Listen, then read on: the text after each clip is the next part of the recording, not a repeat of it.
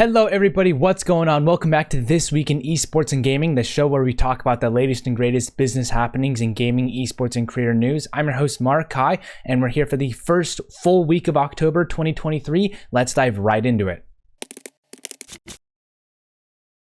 For our first top 3 story, Overwatch League and Apex Legends, their esports leagues are getting updates. The Overwatch League's official Twitter posted that the league will be focusing on building a vision of a revitalized esports program, which doesn't confirm much, but does let the fans know that restructuring changes will be taking place for the Overwatch League. This isn't a surprise since the Overwatch League esports league has not been doing well since its inception. For example, the 2022 Overwatch League playoffs saw just under 400,000 peak viewers and 216,000 average viewers, and in 2023, those numbers were 157,000 peak and 95,000 average, so a significant decrease there. We also know about the operating agreement that the Overwatch League franchise owners are set to vote on that would allow orgs to actually opt out of this esports league, and with orgs like Overactive Media clearing their outstanding fees with Activision Blizzard, it's hard to see where this will really benefit Activision Blizzard here. It was also reported earlier that Overwatch League was in talks for third-party TOs to help with various parts of the league, though that was also revealed that several employees tied to the esports division were laid off. So lots of conflicting kind of messages here about Overwatch League. All in all,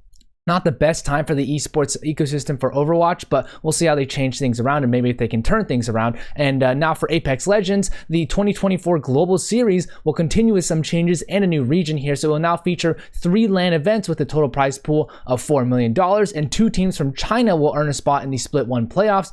South America has also been removed from the Pro League, but other competitive regions will be added. So both Split 1 and 2 playoffs will feature 40 teams, as mentioned, with 2 Chinese teams and 2 South American teams, and 36 other teams from other regions similar to that of the actual championship. So it'll be interesting to see how other esports like CS2, Fortnite, and COD and others continue to evolve their league structure to suit the desires of so many stakeholders. Esports leagues have to make advertisers, fans, orgs, players, partners, and local governments happy. So it seems like they have a very political game to play at all times. It's not an easy job to run an esports league. Samsung, Ubisoft, and Netflix, they're doing lots of things in cloud gaming, and at least they're saying they're doing lots of things. So firstly, Samsung is reportedly launching a cloud gaming service with Samsung Game Launcher at its dev conference this week, according to Korea Economic Daily. The service has been in beta since August and focuses specifically on mobile games rather than both PC and console titles on a variety of devices. Samsung's VP and head of gaming services, Jong-woo, believes that cloud streaming can make a big impact for the mobile game publishers by completely collapsing the user acquisition funnel to reduce inefficiencies with the current mobile game model. Meanwhile, Ubisoft is predicting cloud gaming will take a similar boom to Netflix's impact on TV and movie streaming. Ubisoft CEO stated that the combined streaming rights that they'll acquire, combined with the launch of the iPhone 15, will poise cloud gaming for a period of rapid expansion. That being said, obviously, Ubisoft is set to gain 15 years of cloud gaming rights from Activision Blizzard titles should the acquisition close. So the company obviously wants to make money off of its purchase. And lastly, there's Netflix. While there hasn't been much talk about Netflix's game service in a bit, the company's planning to take game streaming directly to TVs with a small beta test rather than just on the mobile app from users. The company's goal is to have a game for everyone, which is quite ambitious of a target market, while also addressing the company isn't inherently a gaming company to begin with. Evidently, cloud gaming is a discussion in the next top 3 story that I'm about to cover as well, but I'm curious to hear everyone's thoughts on cloud gaming in general and how many large companies are quite bullish on cloud gaming right now. Microsoft and Activision Blizzard, is this acquisition actually going to come to a close finally? While it's not confirmed yet, it seems that sources close to the matter might be saying that Microsoft is confident it can complete its $69 billion acquisition of Activision Blizzard next week. According to The Verge and sources close to the matter, Xbox plans to close a deal on Friday the 13th, which would be a wild day for the announcement. That being said, the UK CMA is still reviewing after their provisional approval on the deal last month. Once again, if the deal does not complete by October 18th, Microsoft must pay Activision Blizzard a $4.5 billion fee and negotiate terms again, but that was also moved last time. With Microsoft handing over the cloud gaming rights to Ubisoft, like we just previously mentioned, and creating many long-term partnerships with other companies, they're trying really hard to make the CMA happy and address their concerns and win them over to get approval. If they get approval in the UK, then the biggest gaming acquisition will basically have occurred and go through. This a mark around 1.5 years since the initial announcement of the deal, which is a pretty long time to be honest, and we'll all be posted to see if the CMA approves the new deal, and if so, there will be lots of news about it everywhere. As far as partnerships go, 𝗠00 Esports partnered with ViewSonic and Pernod Ricard for the ViewSonic partnership for the upcoming TI-23. 𝗠00 Esports and ViewSonic will create the content that showcases the company's monitors, and they'll aim to enrich the global gaming community by utilizing 𝗠00's social network. And for the Ballantines partnership, Ballantines will be the official spear partner for 𝗠00 Esports during TI 2023 and will work on behind-the-scenes content together, as well as having Ballantines branding on their jersey. This marks Ballantines' first time sponsoring esports teams specifically. 𝗠00 Esports partners with 𝗠00 Analytics. 𝗠00 Esports will use 𝗠00 Analytics to analyze the performance of their partnerships and social media channels as well, so to allow 𝗠00 to see how effective their current brand partnerships are. AOC partners with the gaming bar chain platform. As a result, AGON by AOC's monitors will be a monitor of choice for the platform's competitive 5v5 stage and streaming room in the UK. With 22 AOC monitors already installed, the collaboration is also set to continue for over 1 year. Guild Esports partners with 𝗠00 and Adidas. 𝗠00 and Adidas have already partnered together to create a venture called 𝗠00 FC, so Guild Esports will work with 𝗠00 FC to support careers that seek to provide on-the-job experience and training to Black and Black mixed heritage youth in the UK. Team Vitality partnered with LOSC. The two organizations have extended their existing partnership and will join forces to field players in the EA Sports FC 24 esports circuit for this coming season. Mixed jerseys will be a part of the collaboration, with players training at the Team Vitality V Performance Bootcamp at LSC's training center. As far as finance and M&A goes, Sad Cat Studios have raised $5 million. The funding will go partially towards the launch of its platformer title Replaced in 2024, which is a sci-fi retro-futuristic action platformer game, and the round is led by Gem Capital Investment, but not much else has been revealed yet.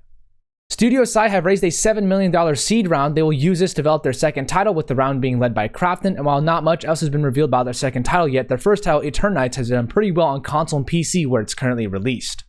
Speaking of Krafton have revealed their Krafton India Gaming Incubator. The incubator aims to aid 6 to 10 game dev teams in India annually, with the period running from 6 months to about a year. Those participating will receive mentorship and monetary support ranging from $50,000 to $150,000 based on their studio's needs. The Australian government has committed to 12 million Australian dollars towards the games industry. This will come in the form of a partnership with Screen Australia, with the funding to come over 4 years, and the new games production fund will fund projects toward a milestone rather than a specific release. Studios with a budget of up to 500,000 Australian dollars will be able to receive up to 100,000 Australian dollars via the fund. Bytro have raised 2 million euros. The funding will be used to fund a new gaming project that will cater to a broader audience, including hardcore and mid-core gamers, and the round was led by Germany's BMWK organization.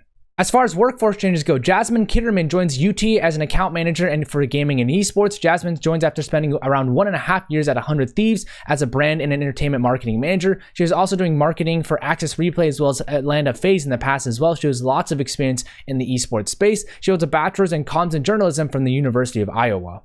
Omar Smith has been promoted to Integrated Marketing Manager for Game Pass at Microsoft. Omar's been with Microsoft for over 4 years now, as most recently the lead social media manager for Bing. Before Microsoft, he held internships with Anheuser-Busch, Draftline, and others, and he's currently working towards his Master's of Digital Media Management from USC. Claire LeBeau has been promoted to Chief Advancement Officer at Network of Academic and Scholastic Esports Federations. Claire has a ton of PR experience, as she has been a consultant for the past 16 years and was most recently the Senior Director for Spark PR. She did consulting work for Science Buddies, One Great Family, and the Red Cross in the past, and she holds a Bachelor's in PR from San Jose State University.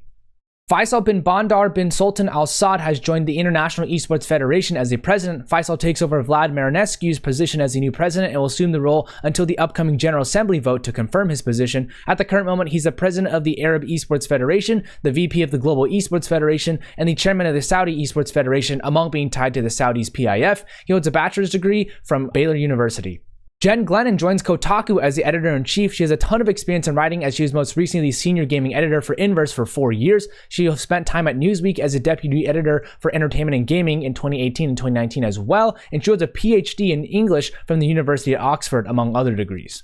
John Wright joins Quayle as the VP of Mobile Publishing. John is most recently with Unity as the head of customer success for Luna after the company got acquired from Unity. He had been with Luna Labs for a while, given its ironSource acquisition and pre that acquisition as well in 2020, and he's a plethora of marketing experience in gaming and holds his SEMA certification in accounting from the University of Westminster.